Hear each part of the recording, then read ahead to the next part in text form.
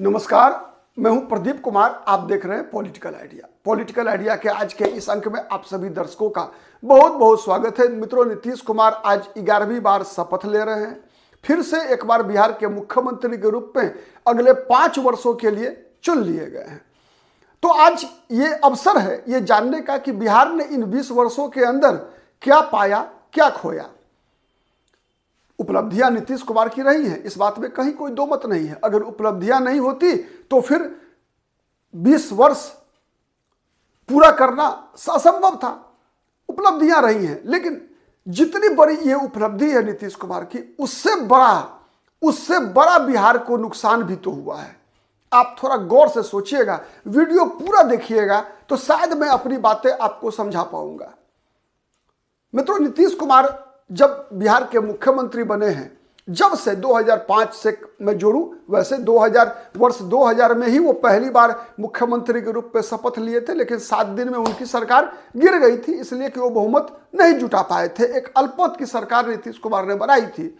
लेकिन 2005 के बाद से अब तक जितनी बार नीतीश कुमार ने सरकार बनाई, हर बार चाहे नीतीश कुमार की पार्टी 1 नंबर की पार्टी रही हो, 2 नंबर की पार्टी रही हो, 3 नंबर की पार्टी रही हो, विधानसभा में मुख्यमंत्री नीतीश कुमार ही बने हैं। इसका मतलब क्या हुआ? इसका मतलब क्या ये नहीं हुआ कि लोकतंत्र का हरण हुआ? क्योंकि जनता अगर मालिक है तो जनता जिसको सर्वाधिक मत देती है उसी व्यक्ति को मुख्यमंत्री बनने का अधिकार है। सबसे पहला मेरा सवाल है कि यदि 2010 में नीतीश कुमार की पार्टी सिंगल लार्जेस्ट पार्टी थी, नीतीश कुमार को मुख्यमंत्री बनने का पूरा हक था।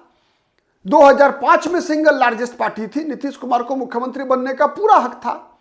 लेकिन 2015 के चुनाव में नीतीश कुमार की पार्टी पहले नंबर की सिंगल लार्जेस्ट पार्टी नहीं थी विधानसभा में। इसका मतलब क्या हुआ? इसका मतलब हुआ कि कहीं ना कहीं जनादेश का अपमान हुआ। वैसे ही 2020 में भी Nitish Kumar single largest party नहीं थे, बल्कि तीसरे नंबर की पार्टी के नेता थे नीतीश कुमार। और इस बार भी 2025 में नीतीश कुमार की पार्टी सिंगल लार्जेस्ट पार्टी नहीं है, बल्कि दूसरे नंबर की पार्टी है। तो एक सबसे पहले, अगर चूंकि हमारे यहाँ जो सिस्टम है, राजनीतिक सिस्टम है, उसमें सर्वाधिक लोकप्रिय, जिसको सबसे ज्यादा मत मिला हो, उसी व्यक्ति को मुख्यमंत्री बनने का अधिकार है। जिसके पास सबसे ज्यादा सीटें हों, तो सबसे ज्यादा विधानसभा सीटों के आधार पर तो इस बार बीजेपी का हक था, वैसे ही जैसे 2015 में राष्ट्रीय जनता दल का हक था। एक दूसरा, नीतीश कुमार के अपने इन 20 वर्षों के मुख्यमंत्रित्व काल के दौरान देखिए, नीतीश कुमार ने बहुत ही चालाकी से विपक्ष का स्पेस ही खत्म कर दिया। आप याद कीजिए, जो लोग भी पहले नीतीश कुमार से पहले की राजनीति को देखा है, क्या होता था कि अगर शासन कांग्रेस है, अगर शासन में कांग्रेस है, उदाहरण में लेता हूं, पहले 80 से 90 तक कांग्रेस रही शासन में, तो जितने दिन ये 10 वर्ष विपक्ष सड़क पे कांग्रेस से लड़ता रहा, परिणाम क्या हुआ? 89 के लोकसभा चुनाव और 90 के विधानसभा चुनाव में बिहार में कांग्रेस की सत्ता को उखाड़कर विपक्ष ने फेंका। मतलब विपक्ष ने जनता से आदेश लिया। विपक्ष ने सेटिंग गेटिंग से, मैनेजमेंट से मुख्यमंत्री नहीं बना विपक्ष का, बल्कि जनता से जनादेश लिया गया। और विधानसभा में जितने विधायक चुन कर आए थे, उनके बीच विधायक दल के नेता का चुनाव हुआ। मतलब जनादेश का सम्मान हुआ। लालू यादव बने 90 में, उसके बाद राबड़ी देवी सरकार में रही। 90 से लेकर 2005 तक बिहार की सड़कों पर, चाहे वो भारतीय जनता पार्टी हो, चाहे सुशील कुमार मोदी हो, या फिर बाद में नीतीश कुमार भी हो, फिर बाद में रामविलास पासवान भी जुड़े, कई नाम हैं ऐसे, सैकड़ों नेता थे जो कि लालू प्रसाद यादव, राबड़ी देवी के शासनकाल के खिलाफ पटना की सड़कों पर जनता के बीच जाकर चारा घोटाला हो, अलकतरा घोटाला हो, कानून व्यवस्था हो, नरसंहार हो, हर के खिलाफ संघर्ष करते रहे। और उस संघर्ष का परिणाम था कि अंततोगत्वा 2005 में राष्ट्रीय जनता दल की सरकार को उखाड़कर नीतीश कुमार की सरकार बनी। उससे पहले भी चले जाइए आप, उससे पहले भी चाहे 77 में सरकारें बदली, उससे पहले भी 1967 में सरकार बदली बिहार की। कैसे बदली? विपक्ष के द्वारा सड़कों पे जनता के बीच जनता के मुद्दों को उठाते हुए जनसंघर्ष के द्वारा वैकल्पिक सरकार बनी। मतलब विपक्ष ने सत्ता के पक्ष के नाक में दम करके सत्ता पक्ष से विपक्ष ने छीना। सच है। फिर वैसे ही बिहार में भी अगर मैं कहूं तो 2005 में जब नीतीश कुमार मुख्यमंत्री बने तो संघर्ष करके आए थे ना। जो एनडीए थी, बीजेपी या जनता दल यूनाइटेड या समता पार्टी के दौर में भी नीतीश कुमार की पार्टी हो, भारतीय जनता पार्टी हो, सबने संघर्ष किया था, संघर्ष करके सत्ता छीना था। तो फिर उस संघर्ष से कई नेताओं का जन्म हुआ था, उस संघर्ष से कई नेता का जन्म हुआ था। उपेंद्र कुशवाहा का जन्म हुआ था उसी संघर्ष के दौरान जब नीतीश कुमार लड़ाई लड़ रहे थे लालू यादव के शासनकाल के खिलाफ, तो नीतीश कुमार के साथ कई उपेंद्र कुशवाहा के जैसे और कई नेताओं का नीतीश कुमार को साथ मिला। ललन सिंह निकल कर आए उसी राजनीति से। जैसे 70 के दशक में, 60 के दशक में कर्पूरी ठाकुर का एक राज्य स्तरीय नेता के रूप में उदय होता है, भोला पासवान शास्त्री जैसे नेताओं का उदय होता है। अलग अलग वर्ग से अलग अलग कोई मजदूरों का नेता बनकर निकलता है, कोई किसानों का नेता बनकर निकलता है। भारतीय जनता पार्टी में भी सुशील मोदी का जन्म कैसे हुआ? जनता के बीच संघर्ष से हुआ। नित्यानंद राय कैसे नेता बने बीजेपी में? जनता के बीच संघर्ष करके नेता बने। लेकिन उसके बाद से 2005 के बाद से कौन बना नेता बताइए? केवल लालू यादव का बेटा तेजस्वी यादव, रामविलास पासवान के बेटा चिराग पासवान, जीतन राम मांझी का बेटा संतोष कुमार सुमन। यही है ना। सम्राट चौधरी नेता बने तो अपने पिता के बल पे बने, शकुनी चौधरी के बल पे बने। कोई आम जनता के बीच से कोई नेतृत्व विकसित हुआ क्या? नहीं विकसित हुआ। क्यों नहीं हुआ? इसलिए कि विपक्ष ने जनसंघर्ष का रास्ता चुना ही नहीं। और विपक्ष ने क्यों नहीं चुना जनसंघर्ष का रास्ता? इसलिए कि नीतीश कुमार ने पावर की जो केमिस्ट्री बनाई उसके जाल में फंसते गए। जब नीतीश कुमार पहली बार 2013 में बीजेपी का साथ छोड़ा तो 2005 से लेकर 2013 तक ठीक है, 10 में कांग्रेस हार गई, 10 में आरजेडी हार गई। आरजेडी के मात्र 22 विधायक चुनाव जीत कर आए। लेकिन आरजेडी संघर्ष तो कर रही थी, कांग्रेस संघर्ष तो कर रही थी। लेकिन उसके बाद क्या हुआ? 2013 के बाद नीतीश कुमार ने एक बहुत ही अच्छा मैकेनिज्म डेवलप कर लिया कि 2 साल सरकार चलाएंगे आरजेडी के साथ और 2 साल सरकार चलाएंगे भारतीय जनता पार्टी के साथ। तो परिणाम क्या हुआ कि चाहे वो बीजेपी हो चाहे आरजेडी हो, दोनों ने जनता के मुद्दों पर जनता के बीच जाकर नीतीश कुमार के सरकार के खिलाफ, नीतीश कुमार के कुशासन के खिलाफ कोई संघर्ष ही नहीं किया। केवल इस उम्मीद में रहे कि हे भगवान किसी तरीके से नीतीश कुमार का दिल जीत लो और ये हमारे साथ आ जाए। बीजेपी वाले नीतीश कुमार को खुश करने में लगे रहे कि नीतीश मेरे साथ आ जाएंगे। आरजेडी वाले वैसे ही, जो लालू प्रसाद यादव ने पहली बार जब नीतीश कुमार गए लालू यादव के साथ 2014 में के लोकसभा चुनाव हारने के बाद, विधानसभा चुनाव 2015 से पहले, तो लालू यादव ने क्या कहा? छोटा भाई था, गोद में पैर पकड़ लिया तो क्या करते? लात मार देते। गोद में उठा लिए, लालू यादव ने गले लगाया। बाद में नीतीश कुमार ने क्या किया लालू यादव के साथ? और जब नीतीश कुमार लालू यादव से अलग थे तो लालू यादव भ्रष्टाचार के प्रतीक लालू यादव नहीं। लेकिन जब डिप्टी सीएम बनते हैं लालू यादव के पुत्र तेजस्वी यादव, तो उन दिनों 2 बार ऐसा हुआ जब नीतीश कुमार को कोई भ्रष्टाचार ना लालू यादव के परिवार में दिखता है, ना तेजस्वी यादव में कोई भ्रष्टाचारी दिखता है। बल्कि क्या दिखता था याद है? बिहार का भविष्य, मेरा समय तो बीत गया ना, अब यही लोग संभालेगा बिहार। तेजस्वी यादव और तेज प्रताप यादव को नीतीश कुमार बोला करते थे।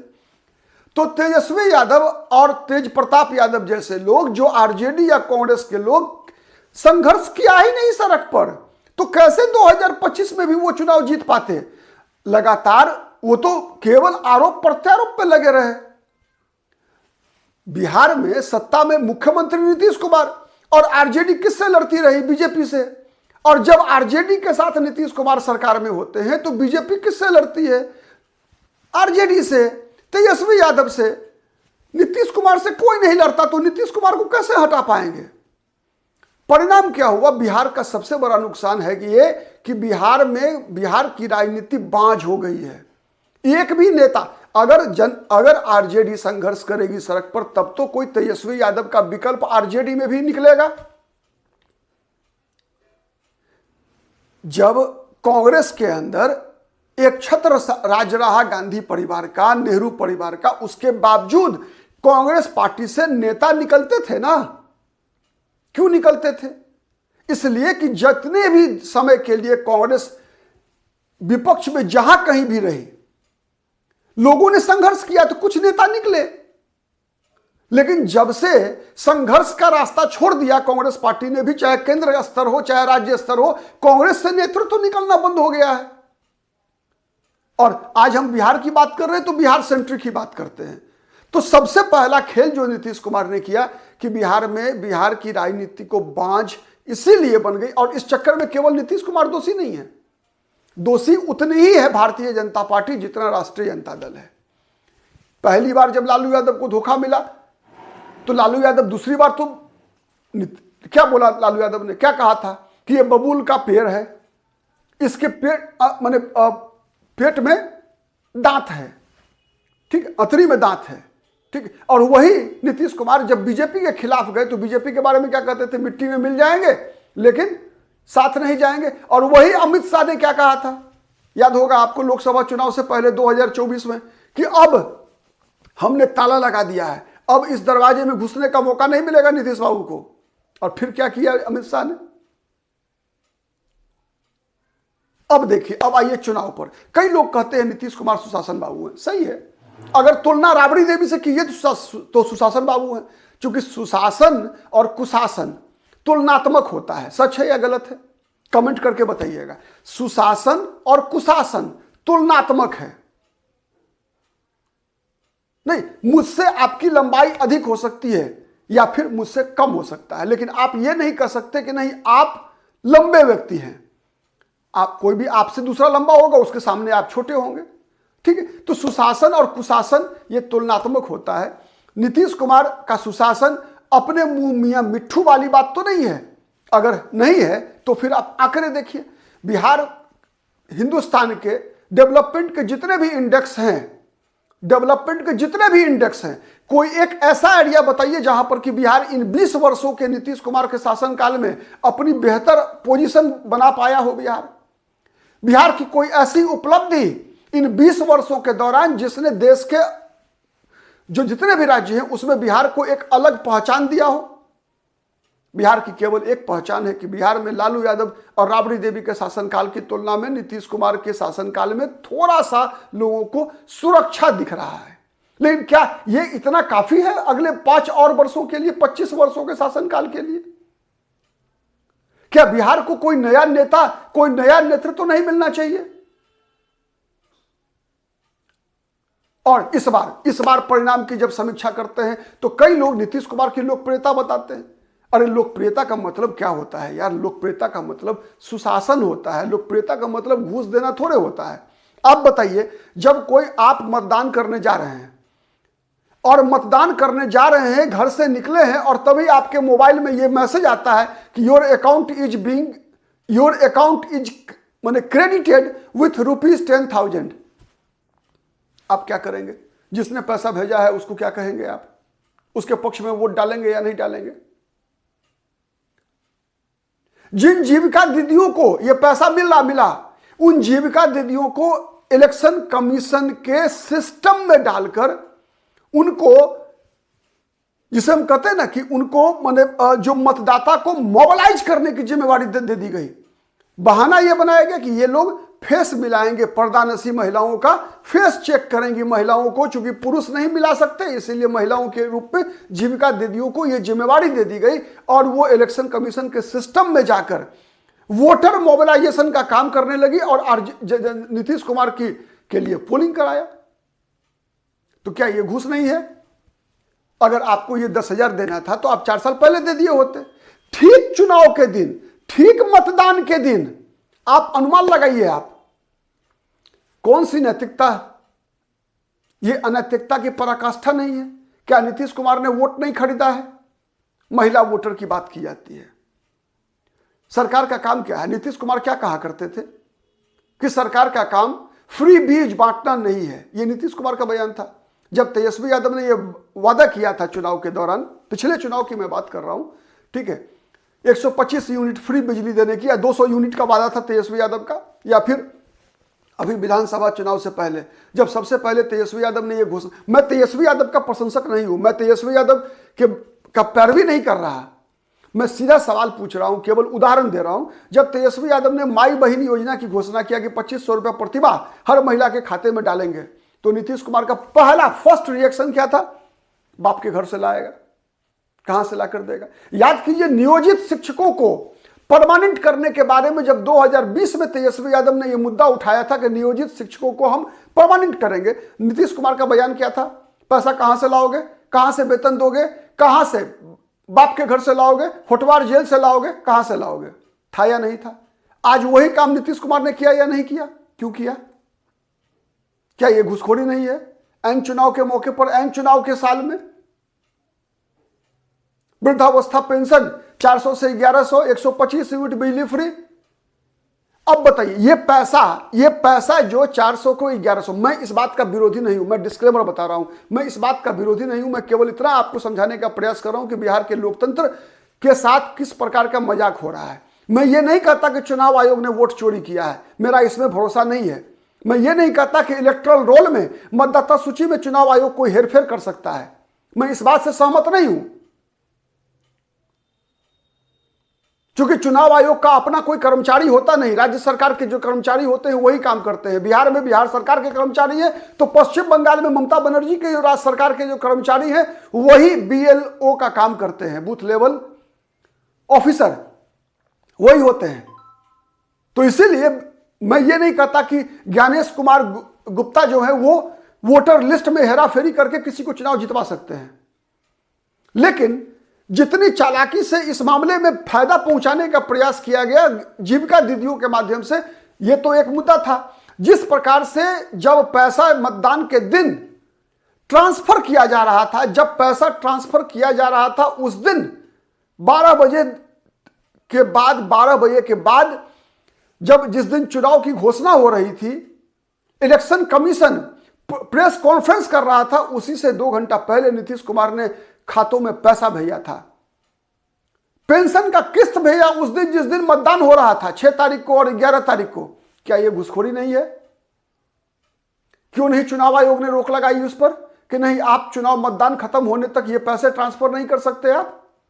ये कोई पुराना चल रहा योजना तो नहीं थी। 10,000 का योजना जो था ये पुराना चल रहा परमानेंट योजना तो थी नहीं, नई योजना थी। क्यों नहीं इस पर रोक लगाया चुनाव आयोग ने? तो क्या ये एक वोट चोरी करने का नया तरीका नहीं है? क्या ये मिसयूज नहीं है? और ये कोई पहली बार नहीं थी मित्रों। सरकार का काम क्या है? नीतीश कुमार के खुद उनके शब्दों में, सरकार का काम है इंफ्रास्ट्रक्चर डेवलप करना, लोगों को व्यवसाय करने के लिए माहौल उपलब्ध कराना। सरकार का काम है सड़क बनाना, सरकार का काम है बिजली पैदा करना, बिजली का बंटवारा करना। सरकार का काम यह नहीं है कि सरकार किसी को घर बैठे पैसा भेजे, चाहे वो वादा तेजस्वी यादव का हो, चाहे वो वादा नीतीश कुमार का हो, दोनों गलत है इस मामले में। चाहे वो दिल्ली में सबसे पहले अरविंद केजरीवाल की पार्टी ने जो शुरुआत किया मुफ्त पानी मुफ्त बिजली का, ये देश की अर्थव्यवस्था को खोखला करेगा। कहां से लाकर ये पैसा जो दिया जाएगा किसी को, कहां से? इसका मतलब क्या है कि भारत की अर्थव्यवस्था पर इसका असर पड़ेगा या नहीं पड़ेगा? और पड़ेगा तो फिर उसे भुगतना किसे पड़ेगा? इसकी दुगनी कीमत चुकानी पड़ेगी भारत की जनता को। इसीलिए मेरा तो आग्रह होगा आप दर्शकों से कि आप भी कमेंट कीजिए और इस विषय पर कहीं ना कहीं विचार रखना चाहिए। कम से कम जो पढ़ा लिखा वर्ग है उसको समझने की आवश्यकता है कि चाहे वो नीतीश कुमार दे, चाहे तेजस्वी यादव दे, कोई भी अपने बाप के घर से लाकर नहीं देगा पैसा। चाहे वो राहुल गांधी दे या नरेंद्र मोदी दे, हर कोई आपके पॉकेट का पैसा दाएं पॉकेट से निकालकर आपके बाएं पॉकेट में डाल रहा है। और इस बीच इस दाएं पॉकेट से बाएं पॉकेट में करने में जो खर्च आ रहा है वो बर्बाद आपका पैसा हो रहा है। और आप तब तो ये सबसे आसान तरीका है ना कि 4.5 साल हमारा शासन, हमारे सरकार के अंदर पुल पर पुल गिरते रहे, जितने भी नौकरशाह हैं भ्रष्टाचार की पराकाष्ठा करते रहे, लेकिन फिर भी हम अंतिम 6 महीने में राज्य का खजाना खोलकर वोटर को वोट खरीद लें। अब बताइए, मैं एक सीधा सवाल, एक गंभीर सवाल आपसे करता हूं, आप बताइएगा कि नीतीश कुमार की सरकार ने अच्छा काम किया, ठीक है, कि बालिकाओं को साइकिल दिया, सही है, कोई गलत नहीं है, ये आवश्यकता थी, जरूरतमंद बालिकाओं को स्कूल जाने के लिए आवश्यकता थी। कानून व्यवस्था नीतीश कुमार ने दुरुस्त किया। इसी के कारण यह दावा नीतीश कुमार का 100% सत्य है कि नीतीश कुमार के आने के बाद बिहार की लड़कियां घर से निकलकर स्कूल कॉलेज जाना शुरू की, साइकिल चलाने लगी, सही है। लेकिन क्या स्कूल और कॉलेज की शिक्षा का स्तर सुधरा है? गंभीर सवाल है, बताइएगा। शिक्षा का स्तर भी सुधरा है क्या? बिहार सरकार के स्कूलों में, बिहार सरकार के कॉलेजेज में, बिहार सरकार के यूनिवर्सिटीज में, बिहार सरकार द्वारा संचालित, मैं बता रहा हूं, बिहार सरकार द्वारा संचालित जितने भी महिला इंजीनियरिंग कॉलेज खुले हैं, क्या वहां पढ़ाई की क्वालिटी है? जवाब दीजिएगा। तो एक बिहार के मुख्यमंत्री होने के नाते नीतीश कुमार का कर्तव्य क्या है कि ग्रेजुएशन पास करने पर छात्राओं को 50,000 रुपया देना, या उस कॉलेज की शिक्षा का स्तर बढ़ाना, जिससे कि एक जमाने में पटना यूनिवर्सिटी को पूर्वी भारत का ऑक्सफोर्ड कहा जाता था। क्या आज पटना यूनिवर्सिटी 1970-60 के दशक की तरह IAS IPS पैदा कर रहा है? नहीं कर रहा। क्यों नहीं कर रहा? बिल्डिंगें बन रही हैं बिहार में, स्कूल के लिए, कॉलेजेज के लिए, यूनिवर्सिटीज के लिए, मेडिकल इंजीनियरिंग कॉलेजेज के लिए। क्या उसमें पढ़ाई भी क्वालिटी है? उसमें बिल्डिंग तो इसलिए बन रहे हैं कि भाई उसमें अधिकारी और नेता कमीशन खाएंगे। क्या पढ़ाई की क्वालिटी पर भी नियंत्रण है सरकार का? क्या शिक्षकों की जो नियुक्ति हो रही है, उन नियुक्तियों में जो अनिवार्य मापदंड है उसका पालन हो रहा है? क्या बिहार में क्वेश्चन पेपर आउट नहीं होते? क्या परीक्षाओं में और नियुक्तियों में भ्रष्टाचार नहीं हो रहा है?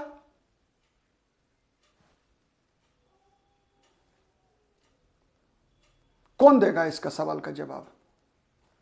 कब? 20 साल के बाद भी, 20 साल के बाद भी आप बता दीजिए कि कहीं भी किसी भी स्कूल कॉलेज चलिए पढ़ाई की बात करते हैं, बिहार के विद्यार्थी तो कोचिंग करने के लिए कोटा जाते हैं, बनारस जाते हैं।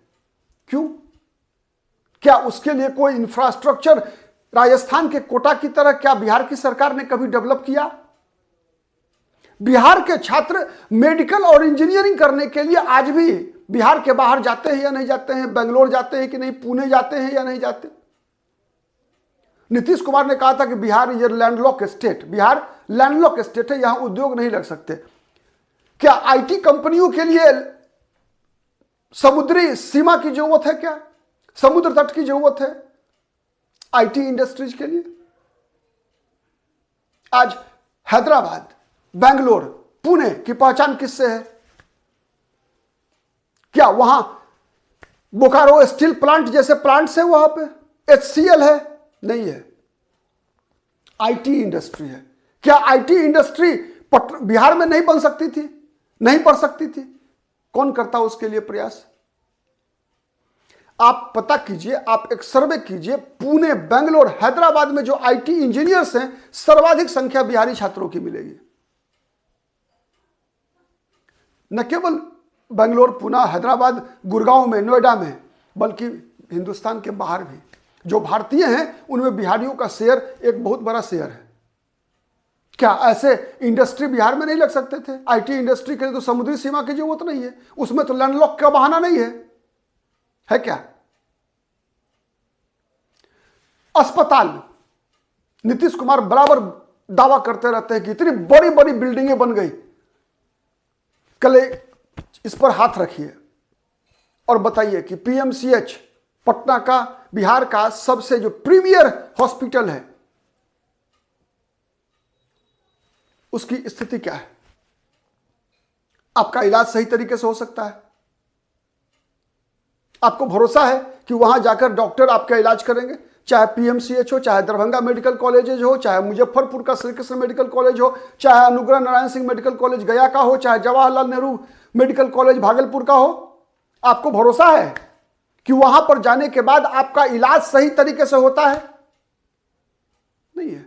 न शिक्षा है, न स्वास्थ्य है, सड़क है, बिजली है। क्यों है ऐसा? इसलिए है कि विपक्ष खत्म हो चुका है। विपक्ष है ही नहीं। यह काम किसका है? और इसीलिए तेजस्वी यादव सरकार नहीं बना पाते, इसीलिए आरजेडी चुनाव नहीं जीत पाती। और यही काम नीतीश कुमार ने किया है कि हर 2 साल पर पलटी मार के, यहां अभी भी मैं बता रहा हूं आपको, इस विधानसभा में भी जो 35 संख्या मिली है ना महागठबंधन को, महागठबंधन संघर्ष नहीं करेगी, यह नीतीश कुमार की उपलब्धि है, बल्कि वो ये प्रयास करेगी। प्रयास क्या करेगी? नीतीश कुमार को खुश करने का। बीजेपी को गाली देगी और खुश करने का प्रयास करेगी नीतीश कुमार को कि नीतीश कुमार अपने 85 एमएलए को लेकर, साथ में जीतन राम मांझी, उपेंद्र कुशवाहा को लेकर आ जाएं आरजेडी के साथ और सरकार बना ले, तेजस्वी यादव डिप्टी सीएम बन जाए। सुविधा की राजनीति, संघर्ष की राजनीति नहीं। क्योंकि संघर्ष की राजनीति से कोई नया नेता पैदा लेगा, आरजेडी में भी कोई नया नेता जन्म ले लेगा। संघर्ष करेगी भारतीय जनता पार्टी बिहार में, तो बीजेपी से भी फिर कोई सुशील कुमार मोदी, नंदकिशोर यादव, प्रेम कुमार जैसा नेता जन्म लेगा। लेकिन नीतीश कुमार ऐसा करने नहीं देंगे बीजेपी को, जिससे कि फिर कोई सुशील मोदी, अश्विनी चौबे, नंदकिशोर यादव, प्रेम कुमार जैसा नेता पैदा ले, राधा मोहन सिंह जैसा नेता पैदा ले बिहार में।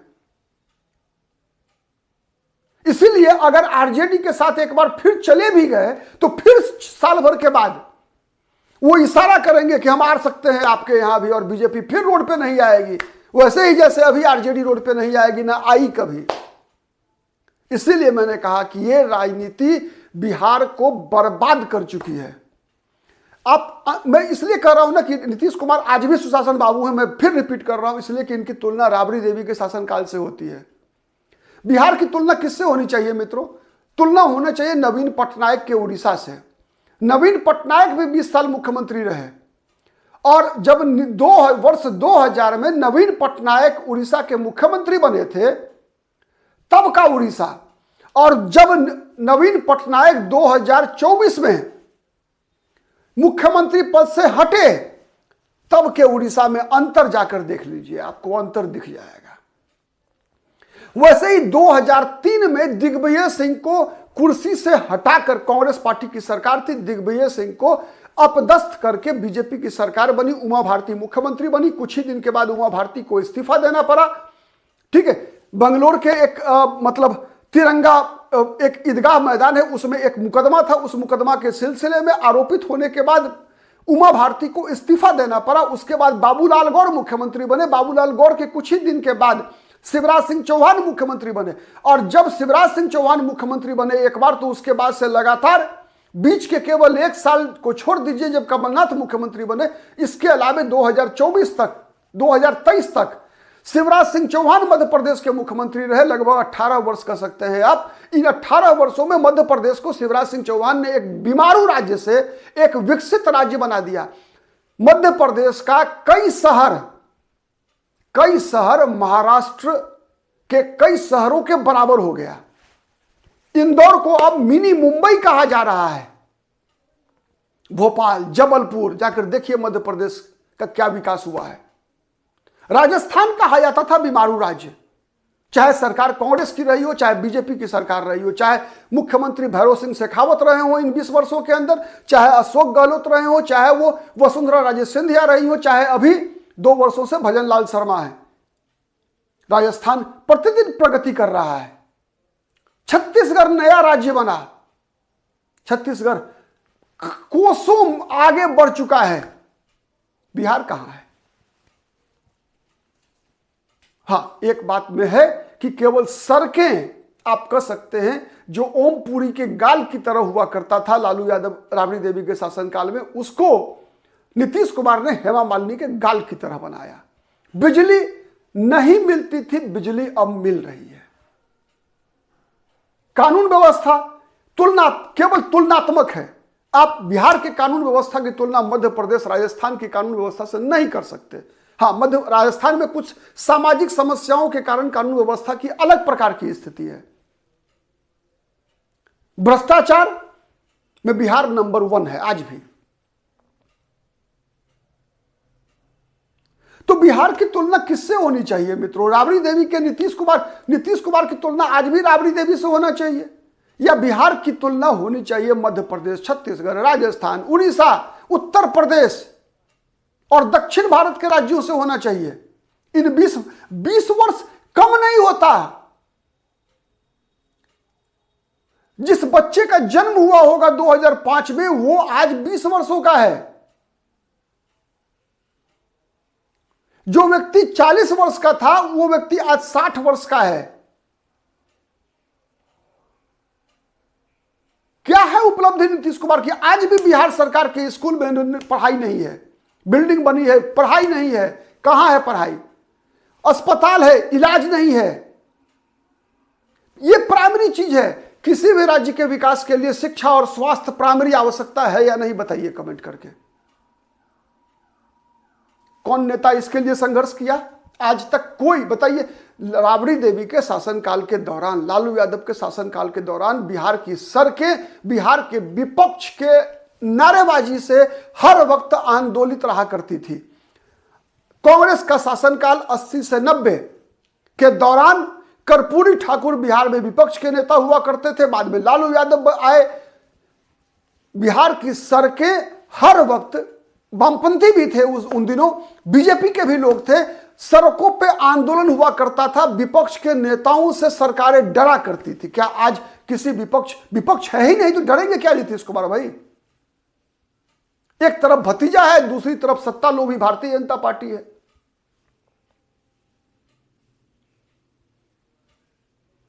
तो जब तक कहा जाता है, जब किसी तालाब की पानी की समय समय पर उड़ाही नहीं हो तो वो पानी सर जाती है। बिहार की राजनीति वर्तमान में सर गई है। इसी का परिणाम है, ये जो चुनाव का परिणाम आया है ना, उसी का परिणाम है। विपक्ष खत्म है। जनसंघर्ष के बदले ये लोग केवल और केवल वोट चोरी। अरे यार, क्या मतलब है वोट चोरी? वोट चोरी रोकेगा कौन?